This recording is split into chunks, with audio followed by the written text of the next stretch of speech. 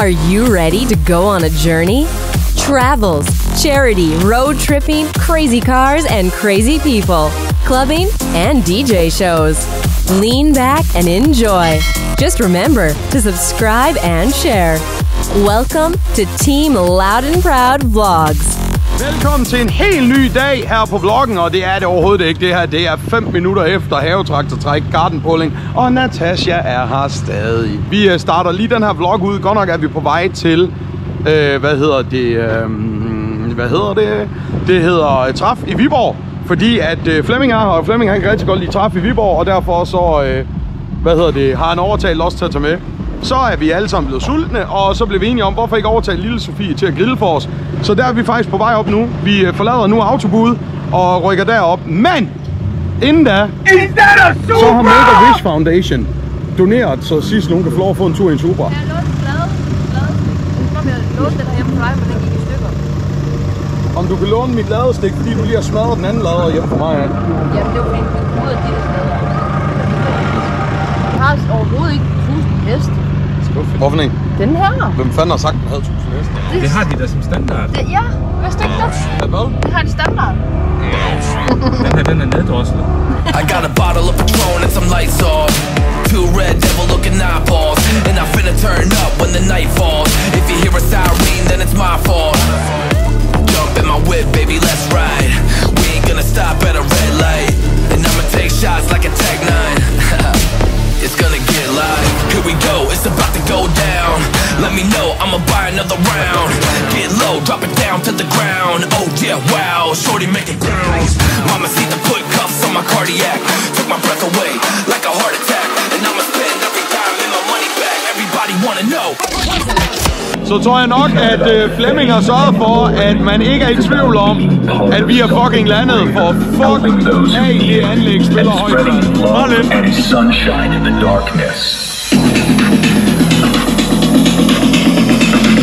Men vejret er lækker. Stedet er sgu meget fedt. What is not to love? Nu kan jeg lige godt være med at snakke, for nu kan man ikke høre mig. Team Loud and Proud.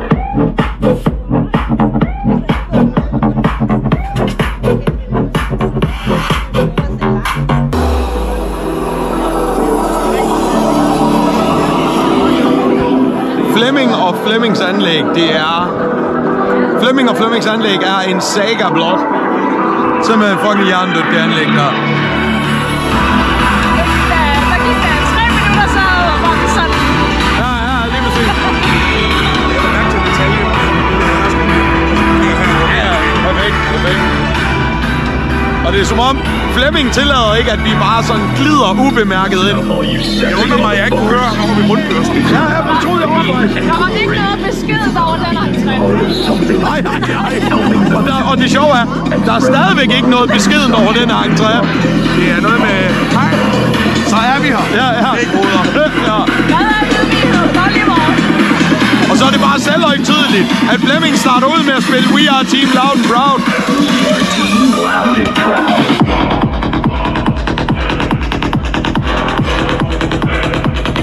hashtag arrogant. Ja. Flemming er skyld i, at vi er arrogant en masse. Det er for sindssygt træk, det der.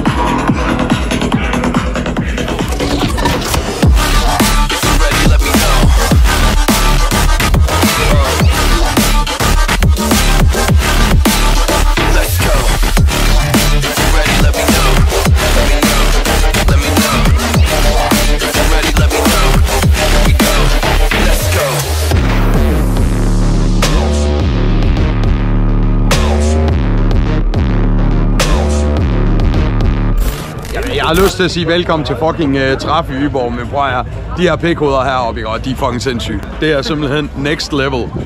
Fucking mongol det her. Hvem ejer bilen? En, der hedder William, det er ham, der er i gule og det der. William har åbenbart sagt til sin kammersuger, som man aldrig skal. Man kan bare pille kofangerne af bilen. Hej. Jeg kommer nu for demonstrationen af, hvordan man piller kofangeren af en Renault Clio. Det er aldrig stil, du ved. Når du tager sådan en hånd. Ej, det er... Okay, det... Det er nemt, ikke?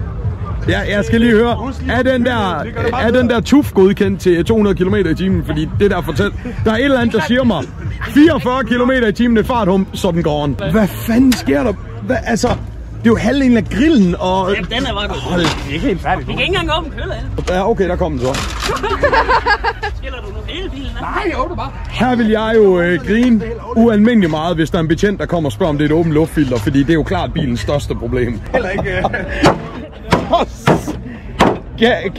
Hold kæft, jeg tør næsten ikke engang komme tæt på det her. Lige så faldt lortet bare ned i skallen på mig. Kan jeg lige spørge, hvad fanden i helvede? Og så ligger lige en ekstra sikring. Det er til... Nå, den er så sprunget. Okay, fedt. Det er den, der sidder der også. Den er også sprunget. Den er også sprunget. Hvis det skal være helt 100% lovligt, så må sikringen maks sidde først. Flemming. Jeg har det med at lave tingene meget lovligt. Flemming. Har du lige rådet ham til, hvordan han flytter sin AGU-sikringsholder for at gøre bilen lovlig? Prøv lige fucking kig, Flemming. Har du set bilen? Der er simpelthen ikke noget her, jeg ikke elsker med den bil her. Så prøv at se. Nu fandme ikke for ind i klemme. Jeg begynder at græde, hvis nogen kommer til skade. Nej, jeg skal da lige se kørehjelmen.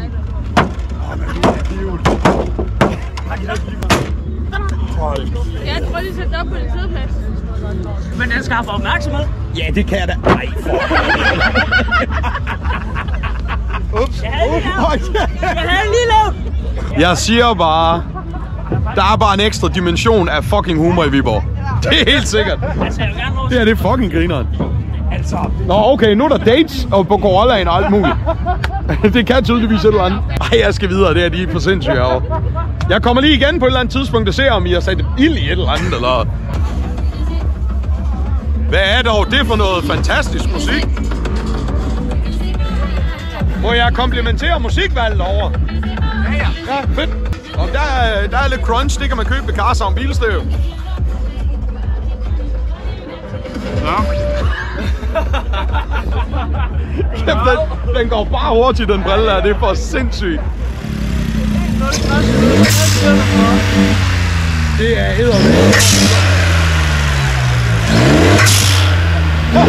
Du har faktisk god nok.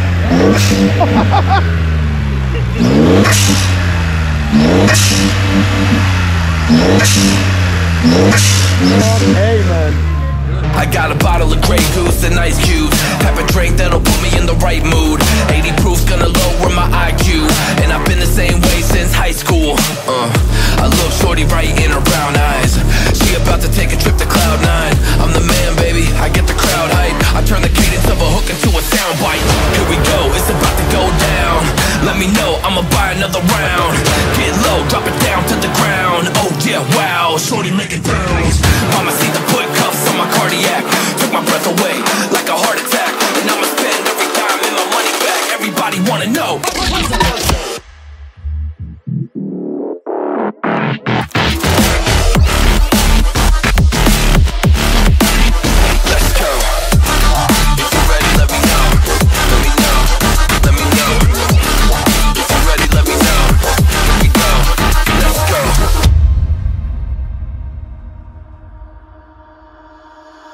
Holding on to what I know, to everything I've learned. What is real and fabricated?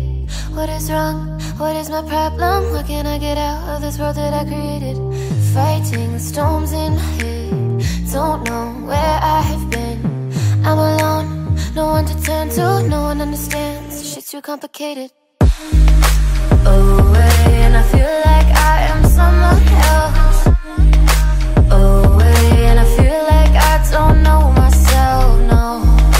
Away, and I feel like I don't know my name. And I don't want to live this way.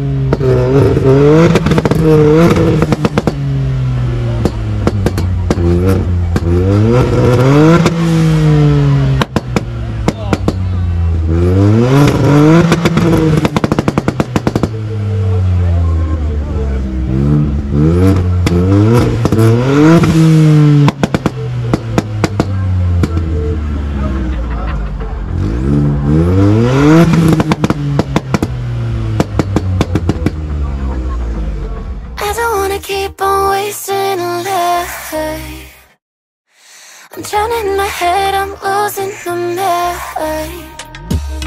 And if you could know.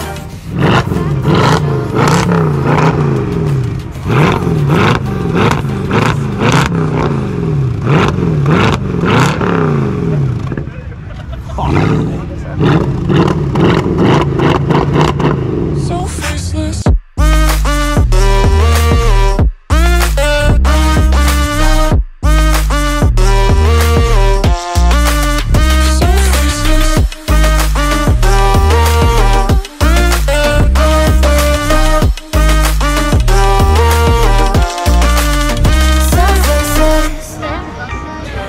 Og den der bil der hen går den lille af der med det der grønne, den er... Prøv lige at dyrke de der nøgler der, prøv lige. Kæft, men... Rød. Du skal altid være rød. Prøv lige at se her, så er der fandme fartdriver. Den lægger om bagagerummet.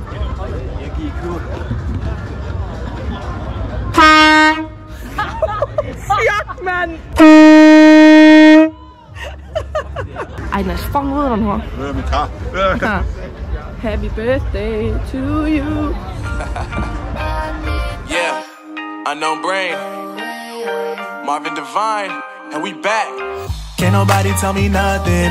Made it through the rain and rain. I turn nothing into something. No more dealing with their assumptions. Cause I do what I gotta do and I know. Can't nobody do it like me. All they do is judge me for who I might be. Maybe if they took some time to pick my mind to see that I'm cooler than lemons and iced tea. All I wanna do is live it up with the homies. Everybody really talking ass if they know me. But I guess I gotta face it. I'm so tired of being faceless. Hvordan har du lavet om på sider? Så er der fandme disco. Fuck, hvor fed, mand. Det var rundt i...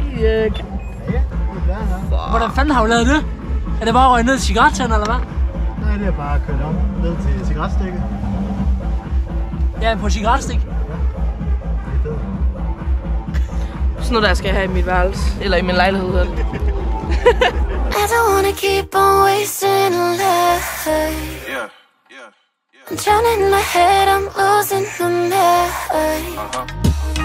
And if you could know, yeah, if I could show you, I don't wanna keep on living this life so faceless.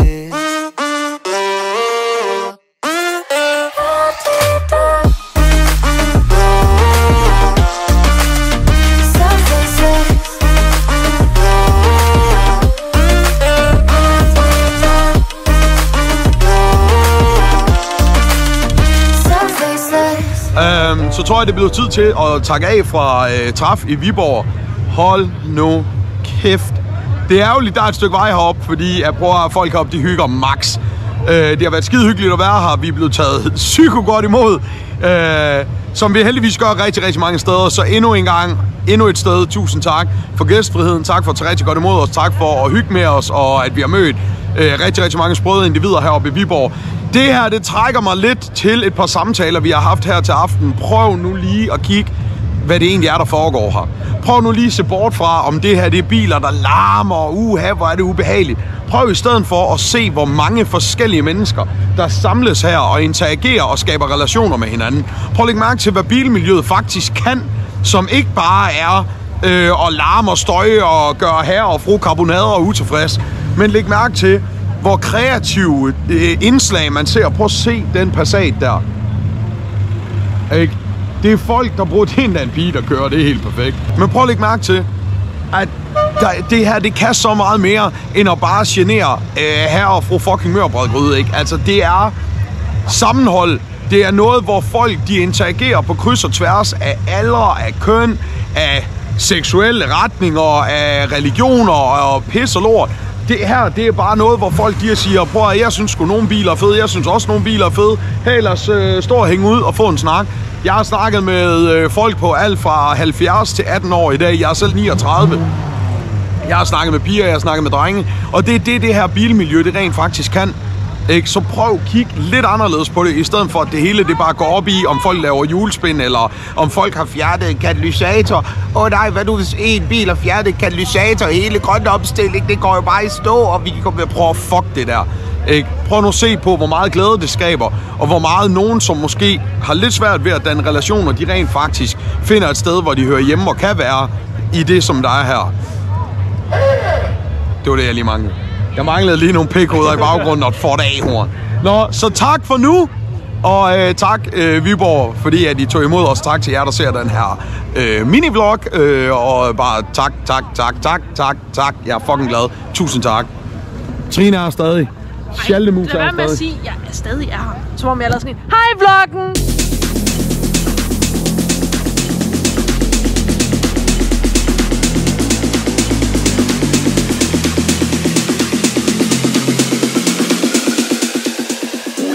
Team loud and proud.